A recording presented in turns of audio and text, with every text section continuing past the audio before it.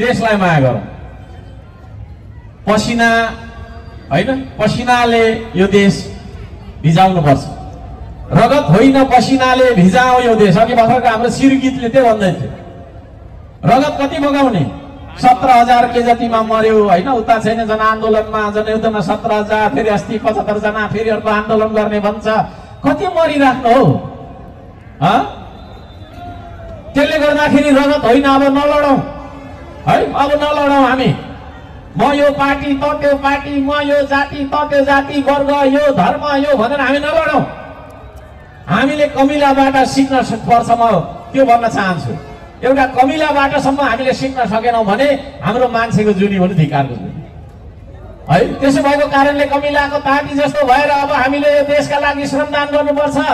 आदरणीय दाजुभाइ दिदीबहिनीहरू, आफ्नो पेटको लागि मात्रै श्रम गरेर हुँदैन, यो देशको लागि पनि श्रमदान गर्नुपर्छ म भन्न चाहन्छु। तपाईँहरू तयार हुनुहुन्छ? धन्यवाद दिन चाहन्छु।